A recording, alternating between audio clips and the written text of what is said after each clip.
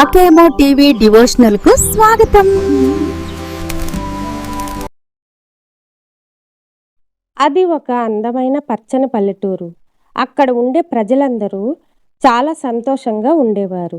ఆ ఊరిలోనే మన చిన్నారి దేవుడు బాలహనుమంతుడు తన స్నేహితులతో కలిసి నివసిస్తున్నాడు. బలవంతుడు అయిన బాలహనుమాన్, అతని భుజం మీద ఎప్పుడూ ఉండే చురుకైన ఉడుత చిట్టి, కొంచెం అల్లరి సాహసాలు చేసే రాజు మరియు తెలివైన శాంత సబూరాలు దుర్గా, వీరంతా ప్రాణ స్నేహితులు. వీళ్ళు ఒకరోజు ఆడుకుంటూ ఉంటారు. అలసిపోయి చెట్టు కింద కూర్చుంటారు. అప్పుడు రాజు అంటాడు, నాకు దాహంగా ఉంది. అవును, నాకు కూడా. మనం నీళ్లు ఎక్కడ కనుగొనగలం? అప్పుడు బాలహనుమాన్ అంటాడు, ఈ దగ్గరలో ఒక బావిని చూశాను, మనం అక్కడికి వెళ్దాం అని చెప్పి ముగ్గురు బయలుదేరుతారు. అక్కడికి వెళ్ళి చూస్తే బావి ఎండిపోయి ఉంటుంది. ఒక్క చుక్క కూడా నీరు ఉండదు. అప్పుడు దుర్గా అంటది, అయ్యో, బావిలో నీళ్లు లేవు.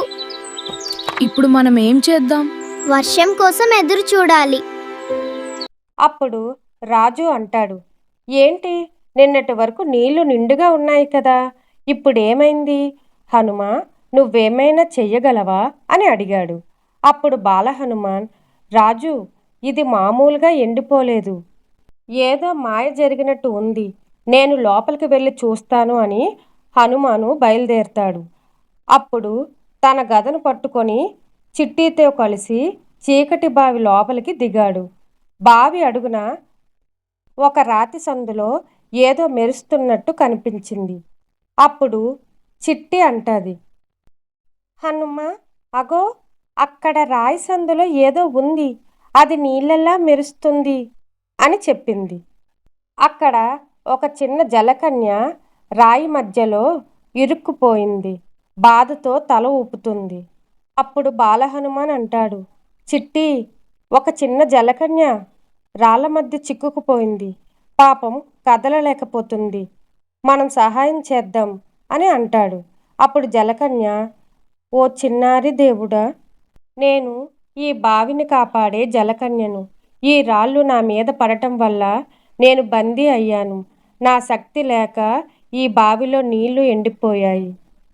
దయచేసి నన్ను కాపాడు హనుమా అని జలకన్య హనుమాన్తో చెప్తుంది. అప్పుడు బాలహనుమాన్ ఇలా అంటాడు, భయపడకు జలకన్య, నేను నిన్ను కాపాడుతాను.